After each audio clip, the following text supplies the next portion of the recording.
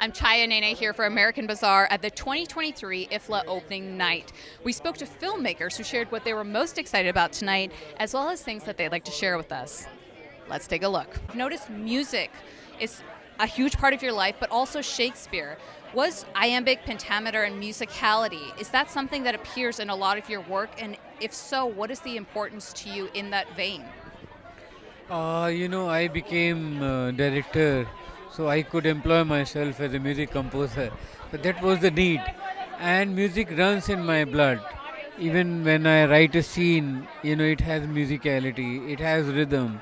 So music plays a great part, and without music, I'm nothing. So if my films reflect that, I'm so happy you noticed that. I'm very excited about the opening film by Vishal Bhardwaj. Big fan of his work and his partner's work, Rekha Bhardwaj, because she sung so many songs that I've danced to as a dancer and choreographer, like Gagra, one of my favorites, Kabira. So it's super exciting to have really established people from Bollywood to grace this festival with their presence. We have 25 films.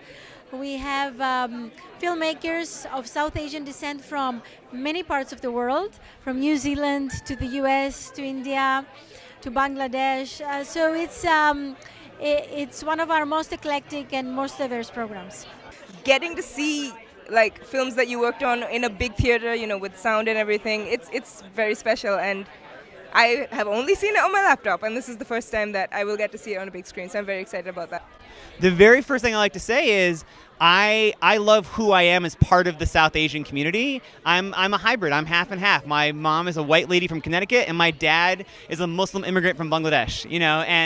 And that's South Asian American too. And I really love that the community can be that broad, and that this festival is really, that it's a big umbrella that welcomes all kind of people. You're so good with storytelling and getting to the kernel of what needs to be told in a way that's palatable, I feel like, to audiences, and not just palatable, it makes people have conversations. And I wonder with running, what is a conversation either you hope will happen or you feel like will happen because of the film?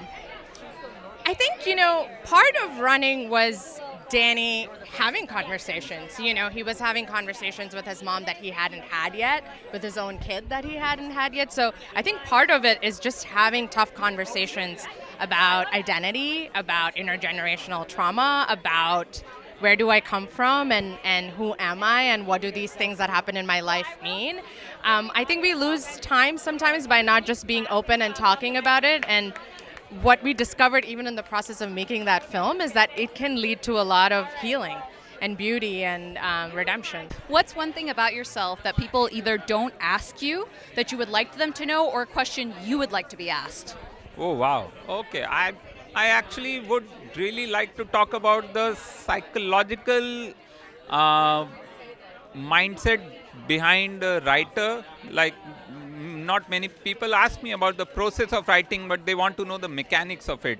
They want to know how much time I spend writing, what's the discipline like, what my day is like. But then the psychological build-up to being a writer, not many people want to know, or not many people know that that's something which is a real thing. So I want to do more interviews where we talk about this kind of a thing. I'm really excited about meeting all the wonderful, exciting new filmmakers and actors of the next generation. That's what it's about. Kind of like you, right? Yes. Yeah, because they're, we've already made an impact, some of us, and now it's, we're handing it off to the next people. We're trying to support them and also, try to be in their movies as well. And they have their finger on the pulse. They might not know that they have their finger on the pulse because nobody has shown them that, but they do. So it's really wonderful to see them and connect with them and just connect. This is what IFFLA is about. The one thing that I would like people to understand is that my work is very different from a lot of the work that is seen at festivals, and that is that my films are made without money. They're not funded by anybody. I don't take funds from anyone, and so the films are like handcrafted. They're made with a lot of labor from people who have donated their time, and that's how the films get made. This is a community that we are all a part of. I think it would be nice to get past the pleasantries and just talk about how can we help each other, because we've all been here together for years, and we all have different ways that we can bring each other up. So I think it's a great question. If I was asked, how can I help you? And I hope I can do the same for others.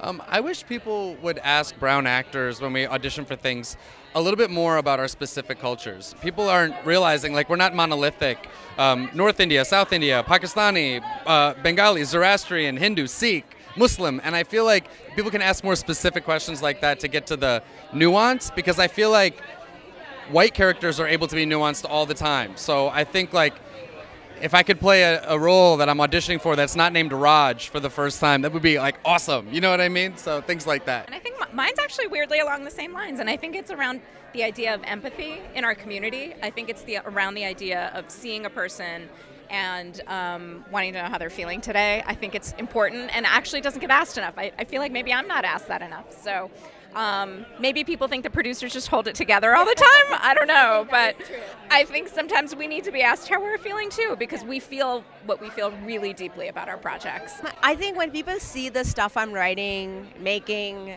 it does come off as very unexpected, because it's all really dark and thrilling and mysterious and violent, and I don't think you expect women to do that. But I think that there is value in a female perspective in that space. I think, and so in terms of what I want more people to come to me with projects like that and consider me for projects like that, because I feel like I've finally found my voice, and I want to keep, refining it, exploring it, and doing more projects in that realm. I think the biggest thing is that we women talk about how our bodies change after we get our first period, and girls talk about it, but no one listens. And that's what we wanted to do with this film. So listen. Yeah. Just observe, read the room, people. This is Chhaya Nene for American Bazaar, signing out.